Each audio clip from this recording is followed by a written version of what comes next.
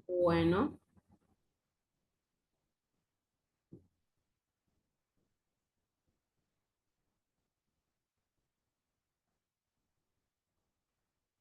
todas pueden ver la pantalla.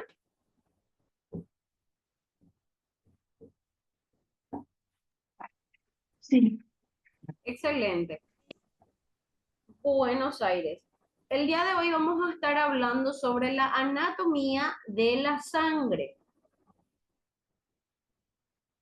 En este caso, para empezar, ¿verdad? Tenemos que saber qué es la sangre y de ahí, evidentemente, ir desglosando y viendo qué funciones tiene, para qué sirve, qué es lo que hace en el cuerpo y demás. En este caso, la sangre en realidad es un tejido. Es espesa porque está compuesta de una variedad de células, cada una de las cuales tiene una función diferente. Consiste en un 80% de agua y un 20% de sustancias sólidas. Eso quiere decir que la sangre no es líquida, líquida de por sí, sino que tiene también una densidad espesa. Sabemos que la sangre está compuesta principalmente de plasma, pero hay tres tipos principales de células sanguíneas que circulan en el plasma. El plasma sería la parte líquida en este caso. Las plaquetas serían una de las células sanguíneas que circula dentro del plasma. Las plaquetas intervienen en el proceso de coagulación de la sangre. Eso quiere decir que cuando nosotros nos cortamos, por ejemplo, las plaquetas son las que se encargan de que nosotros no nos desangremos, ¿verdad? Envían entonces células de plaquetas para que esto deje de sangrar, ¿verdad? Al cortarse entonces no nos morimos desangrados. ¿Por qué? Porque las plaquetas actúan de manera en la que la sangre se termina coagulando para evitar que vayamos desangrándonos. Evidentemente, si es una lesión muy grande, es un corte muy grande, ahí sí va a dificultar, ¿verdad? Pero en los casos de cortes pequeños, por ejemplo, ahí sí las plaquetas nos ayudan. Otras de las células principales que circulan en el plasma serían los glóbulos rojos.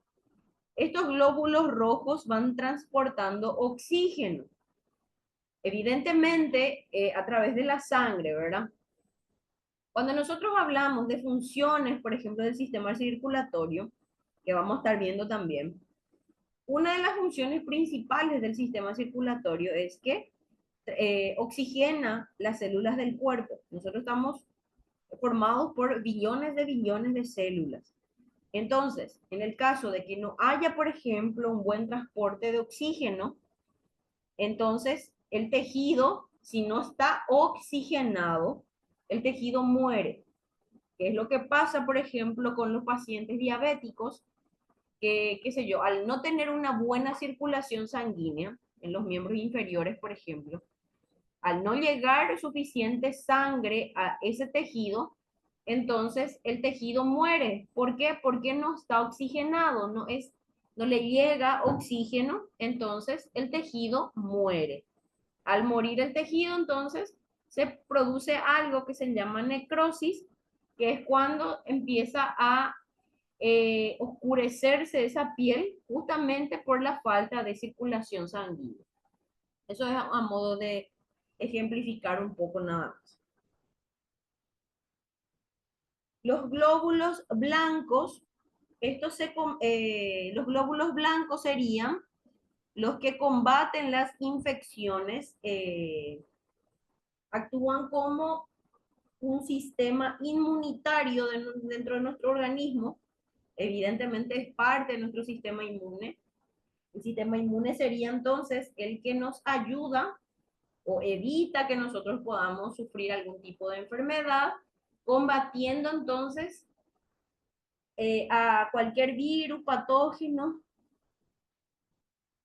que pueda ingresar a nuestro organismo. Entonces, en ese caso, para eso nos ayudan los glóbulos blancos.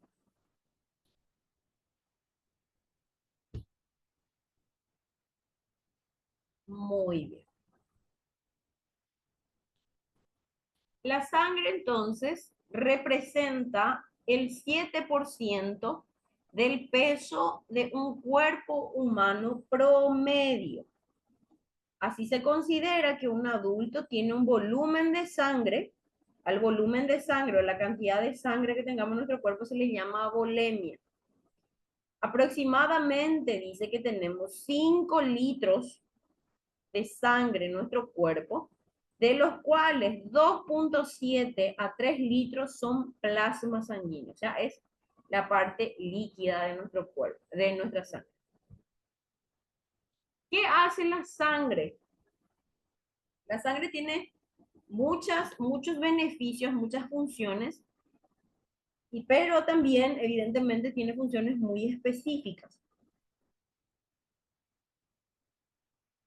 La sangre transporta oxígeno de los pulmones y nutrientes del aparato digestivo a las células del organismo.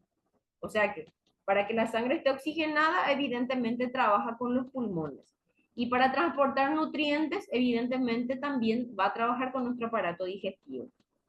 Entonces, también se lleva el dióxido de carbono y todos los productos de desecho que el organismo no necesita. Toda la suciedad, hablando mal y pronto, que podamos tener en nuestro organismo, entonces circula también a través de la sangre y se filtra eso en los riñones para convertirlo en orina también después. Entonces, a través de la orina nosotros vamos a eliminar los productos de desecho que quedan de nuestro cuerpo, dentro de nuestro cuerpo. La sangre además ayuda a mantener el cuerpo a la temperatura correcta. Trata entonces de mantener una cierta cantidad o sea, una cierta temperatura en el rango de lo normal, ¿verdad?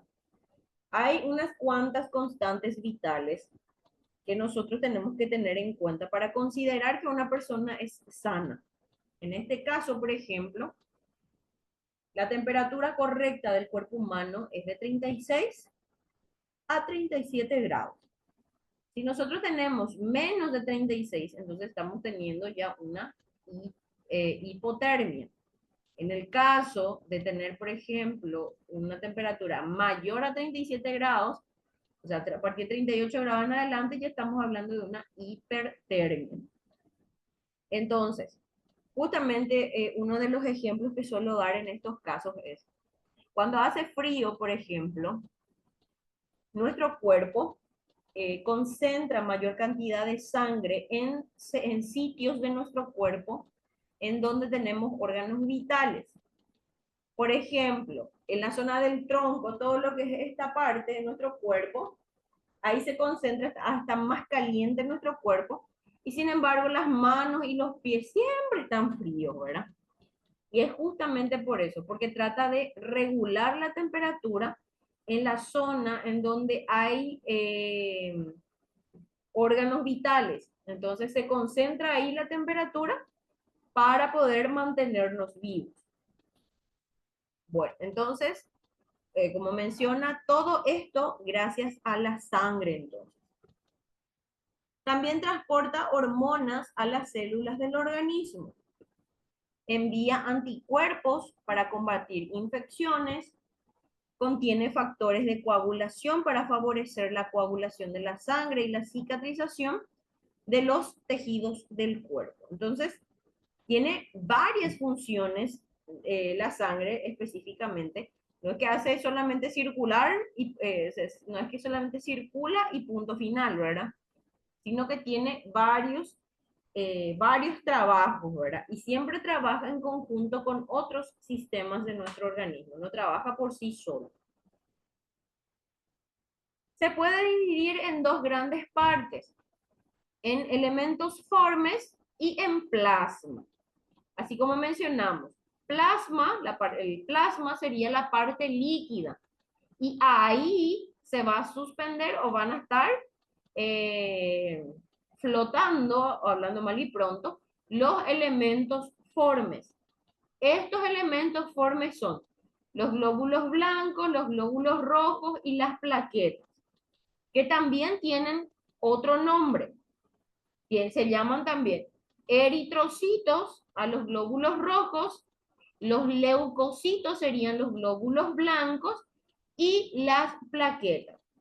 Menciona que de un 40 a un 45% de nuestra sangre está formada por estos elementos formes.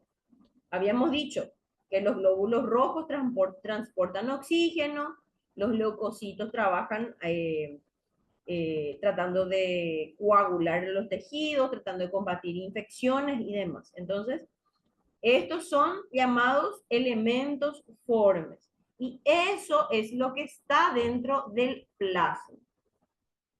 ¿Se entiende esa parte? ¿O quieren que les explique mejor?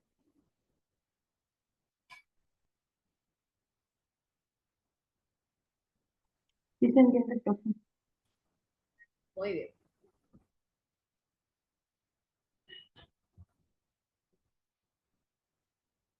La hematopoiesis. Cuando hablamos de hematopoiesis, en el adulto, la hematopoiesis acontece en la médula ósea roja de los huesos largos, como el fémur. El fémur sería el hueso de la pierna, ¿verdad? El muslo. Y algunos huesos planos, como las crestas ilíacas. La cresta ilíaca sería el hueso de la pelvis, la zona de la cadera más o menos.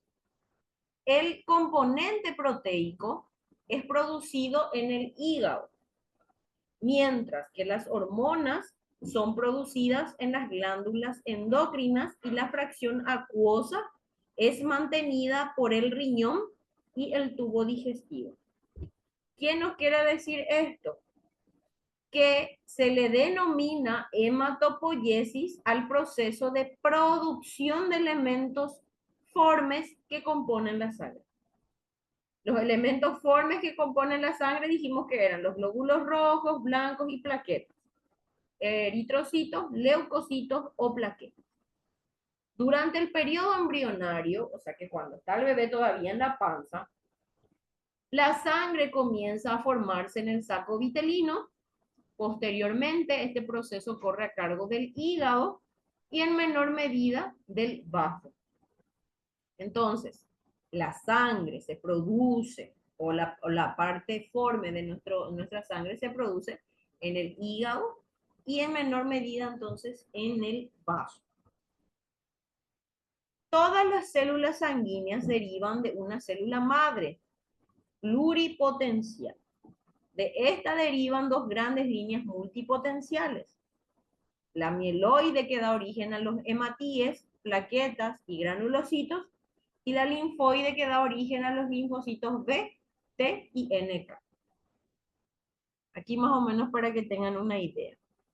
Estos serían los monocitos, los linfocitos, los neutrófilos, eosinófilos, los basófilos, los macrófagos, el eritrocito y las plaquetas. Estas serían células sanguíneas. Y acá en esta subdivisión encontramos a la célula madre sanguínea, que se divide en una célula madre mieloide y en una linfoide. La mieloide vuelve otra vez a subdividirse en glóbulos rojos, plaquetas y mieloblasto. Y el mieloblasto se divide en granulocitos, eosinófilo, neutrófilo y basófilo. La célula madre linfoide menciona, esta sería la parte inmunitaria de nuestro cuerpo, se divide en los linfoblastos, y de los linfoblastos encontramos a los linfocitos B, T y el linfocito citolítico natural, NK. Si dividimos estas células nuevamente y le volvemos a agrupar, vamos a encontrar entonces a los glóbulos rojos, un ratito, vamos a encontrarle a los glóbulos rojos, a la plaqueta, en este caso, y a los glóbulos blancos, que todo esto sería nuestro glóbulo blanco otra vez. Entonces, en resumidas cuentas, son elementos formes los que encontramos también aquí. Bueno, sí.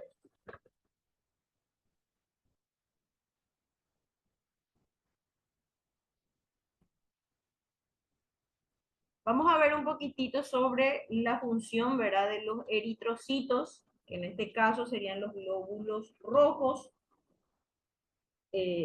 Su función principal es transportar la hemoglobina y el oxígeno, así como mencionamos. Las plaquetas son células sanguíneas llamadas trombocitos. Estas juegan un papel importante en la coagulación de la sangre. Normalmente cuando uno de sus vasos sanguíneos se rompe, comienza a sangrar y las plaquetas se coagularán, o sea que se van a agrupar para tapar la lesión en el vaso sanguíneo y detener el sangrado, que fue lo que les mencioné antes.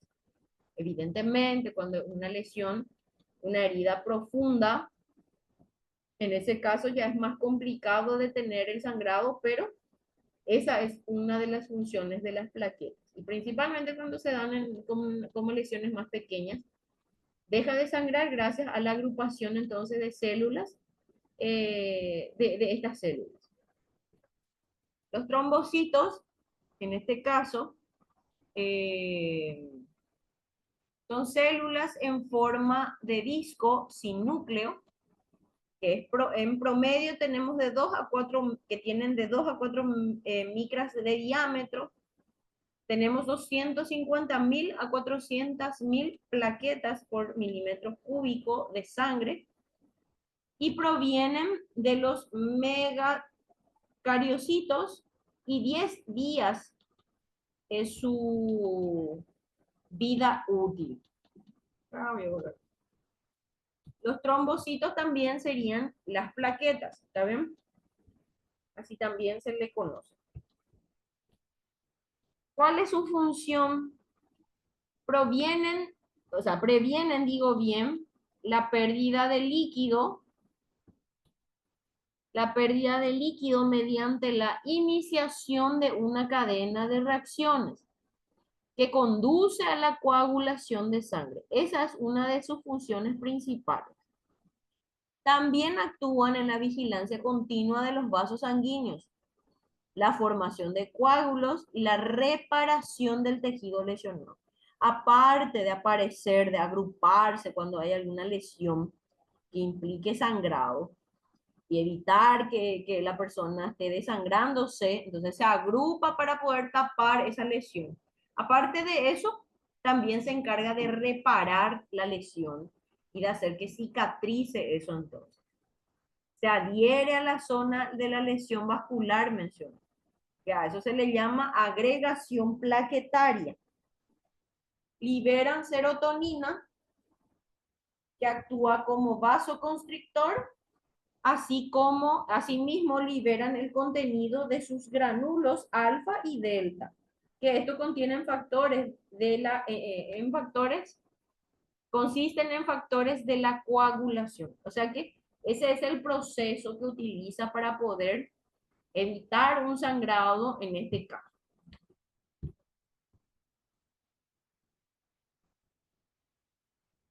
Los leucocitos o glóbulos blancos es el principal componente celular de la respuesta inflamatoria e inmune.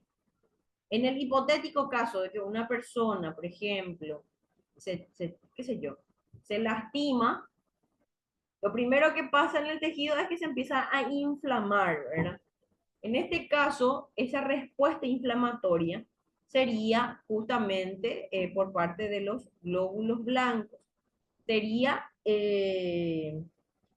Es parte de nuestro sistema inmune, es parte del sistema, de nuestro sistema, que justamente evita que nosotros nos lesionemos, evita que nosotros nos enfermemos, hablando mal y pronto. Se originan en la célula, en la médula ósea y en el tejido linfático. Se clasifican en los glóbulos, la clasificación de los glóbulos blancos. Entonces se clasifican en granulocitos, linfocitos y monocitos. Y los granulocitos se vuelven a subdividir justamente en esa, similar al mapita que vimos recién, en los neutrófilos, eosinófilos y basófilos. Y los linfocitos también se vuelven a dividir en los linfocitos T y B. Estos, como menciono, son células que participan justamente en la inmunidad de nuestro cuerpo para prevenir justamente cualquier tipo de agresión que pueda ingresar o de algún agresor que pueda ingresar a nuestro cuerpo. Los granulocitos son un tipo de glóbulo blanco que tienen granulos pequeños. Estos granulos contienen proteínas. Este tipo específico de granulocitos son los neutrófilos, eosinófilos y basófilos. Especialmente esto, o sea, específicamente, ayudan al cuerpo a combatir infecciones bacterianas. La cantidad de granulocitos en el cuerpo normalmente aumenta cuando se presenta una infección grave. Las personas que tienen una cantidad menor de granulocitos son más propensas a tener infecciones más graves, o sea, infecciones graves más a menudo. Cuando ustedes se hacen, por ejemplo, un estudio de laboratorio en donde implica, qué sé yo, que sus glóbulos blancos estén más altos que lo normal, entonces ahí, por ejemplo, estamos hablando de que puede que haya presencia de algún tipo de infección en el cuerpo. Esto aumenta justamente para tratar de erradicar esa infección. Entonces, por eso es que sube la cantidad de glóbulos blancos que tengamos. Bueno, los neutrófilos es un tipo de granulocito. Su función principal es fagocitar o comer y destruir bacterias. Le comen las bacterias o destruyen esas bacterias. Y ahí se presenta ese proceso inflamatorio. Son atraídos por polisacáridos bacterianos, quimiotaxis, por productos de células muertas, etc. Entonces, los neutrófilos básicamente lo que hacen es destruir bacterias y fagocitar. Comen las bacterias o le destruyen. Los eosinófilos eliminan especies de helmintos y otros parásitos que tienen función de reacción inflamatoria en el pulmón, la piel y el corazón. Para que vean nomás que cada célula, otra vez, eh, cada célula de nuestro glóbulo blanco tiene otra vez una función específica. Uno destruye bacterias, otro justamente combaten ciertos helmintos o parásitos que se concentran en tal o cual órgano. Entonces, esa es una de las funciones que tienen. Todas, evidentemente, tratando de preservar la salud del individuo. Bueno, la función de los basófilos participan en las reacciones alérgicas. Liberan histamina que causa una vasodilatación, contracción del músculo liso en el árbol bronquial y permeabilidad de los vasos sanguíneos. Liberan heparina, que es un anticoagulante. Entonces, justamente, participan cuando hay justamente reacciones alérgicas, entonces haciendo justamente, liberando histamina o heparina, que son un vasodilatador y un anticoagulante natural en nuestro cuerpo. Muy bien. Acá un gatito. Es un poco complejo la clase de hoy, en cuanto a estos nombrecitos puntualmente, pero vamos a hacer un cuestionario para que vayan entendiendo también de qué es lo que estamos hablando, para que vayan captándole un poquitito la onda. Tiene términos muy técnicos, pero básicamente se engloba otra vez en una cuestión que son, evidentemente, que forma parte de la sangre y cuáles son sus funciones principales. No vamos a estar viendo de manera muy específica, pero sí a grandes rasgos, como para que ustedes vayan entendiendo. Tampoco mi idea es confundirles demasiado, ¿está bien? Pero tienen alguna preguntita, me preguntan nomás si es que de repente ya les mareé o ya les confundí.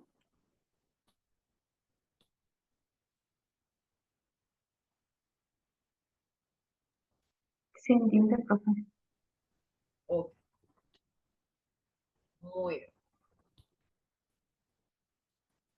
Los linfocitos, que también son parte de los glóbulos blancos. Un linfocito es un tipo de glóbulo blanco que es parte del sistema inmune. Hay dos tipos principales de linfocitos, las células B y las células T. Las células B elaboran los anticuerpos para luchar contra bacterias, virus y toxinas invasoras. Las células T destruyen las propias células del cuerpo que han sido infectadas por virus o que se han vuelto cancerosas. Para que vean otra vez lo grandioso de nuestro cuerpo, ¿verdad? Menciona que las células B de estos linfocitos se encargan entonces de combatir o de luchar contra virus, bacterias y toxinas.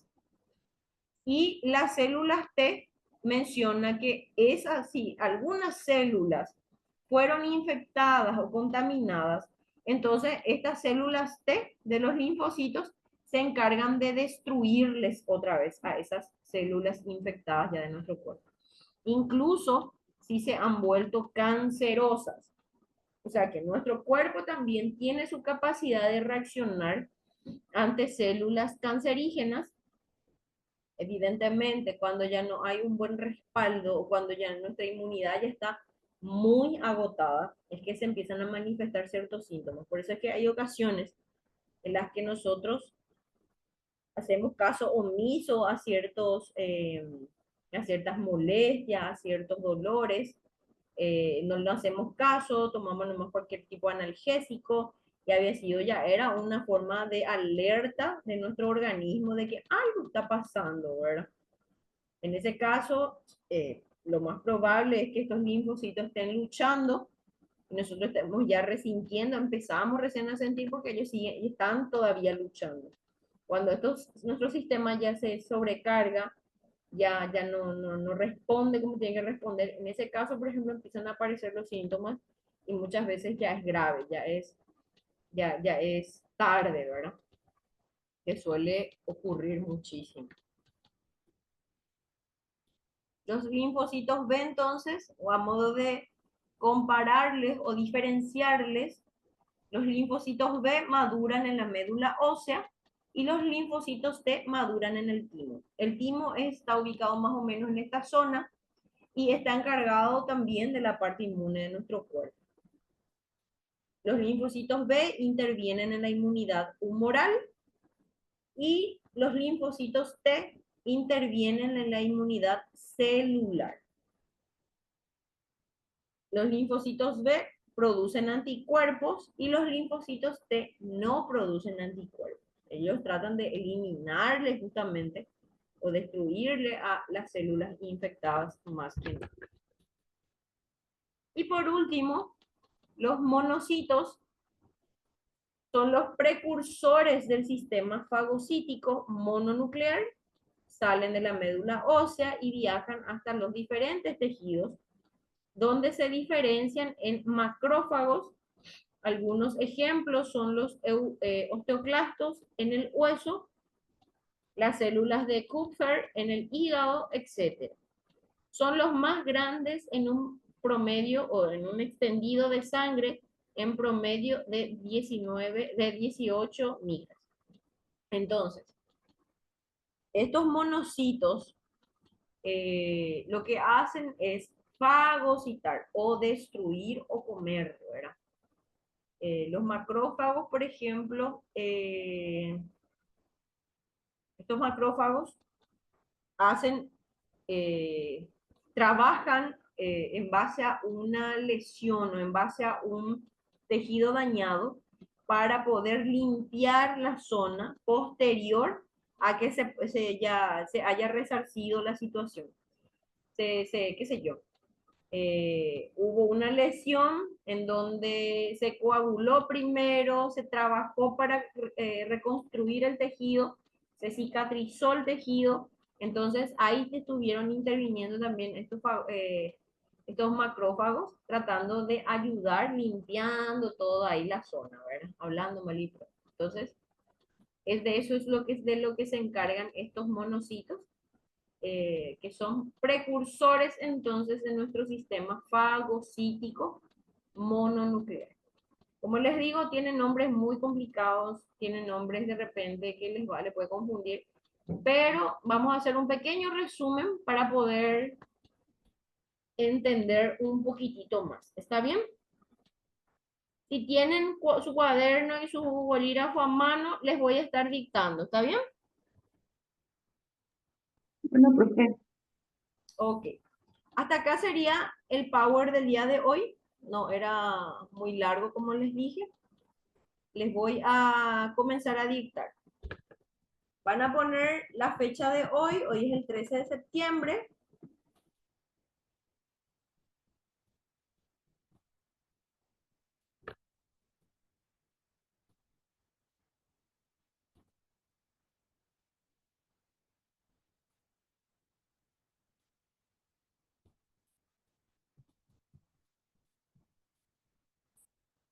Trece de septiembre van a poner anatomía.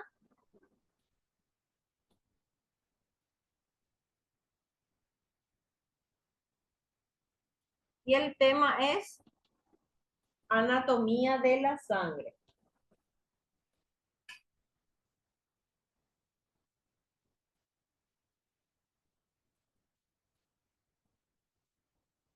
¿Puedo comenzar a dictar? sí, sí, Ok. Cualquier cosa, pueden enviar el cuestionario, la fotito, envían en el grupo para la compañera que todavía no se conectó, ¿está bien?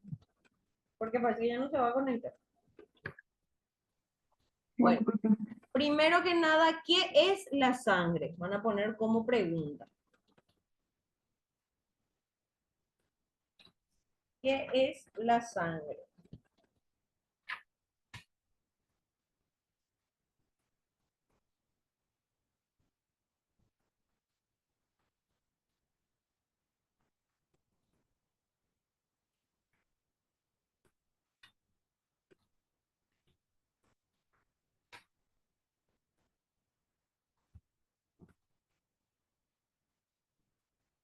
Después van a poner la siguiente pregunta. ¿Cuáles son los tres tipos principales? ¿Cuáles son los tres tipos principales?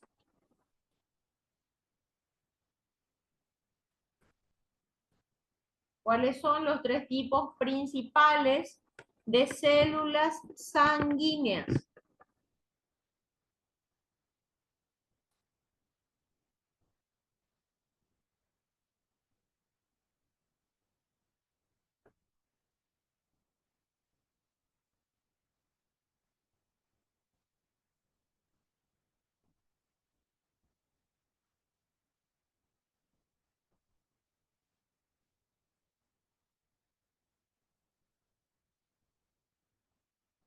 ¿Cuáles son los tres tipos principales de células sanguíneas? ¿Está bien?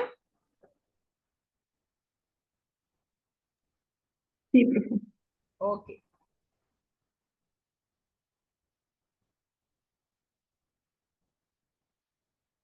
Otro, van a poner, ¿cuáles son las funciones de la sangre?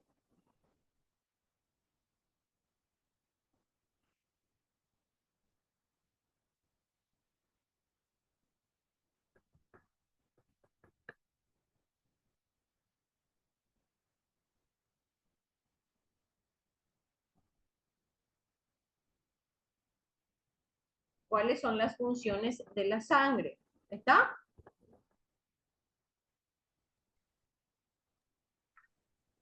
Ya está. El siguiente, ¿cuáles son los elementos formes?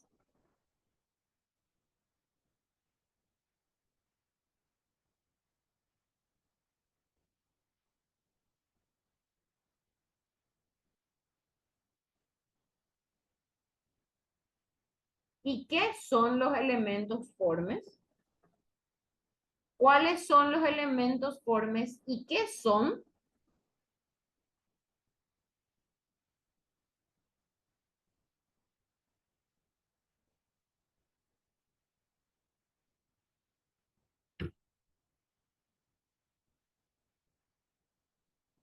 ¿Está?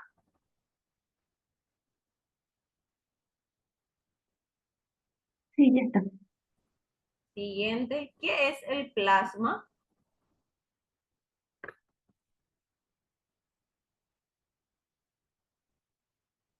¿Qué es el plasma?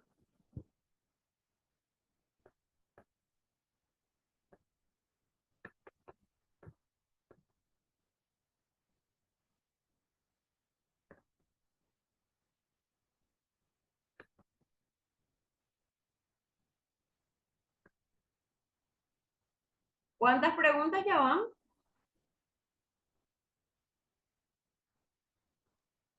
5. 5. Siguiente pregunta, ¿a qué se le denomina hematopoiesis? ¿A qué se le denomina hematopoiesis?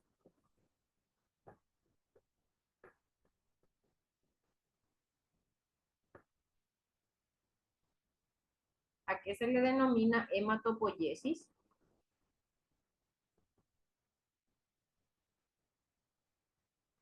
¿Está?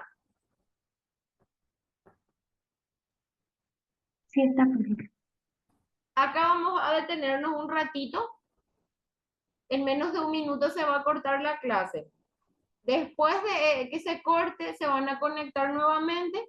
Voy a terminar de dictarles el cuestionario y voy a dar algunas indicaciones para poder dar por concluida la clase. ¿Está bien? Sí, está bien, profe. Súper. Bueno, se va a cortar la clase y nos volvemos a conectar. Bueno, bueno. Ok, un ratito.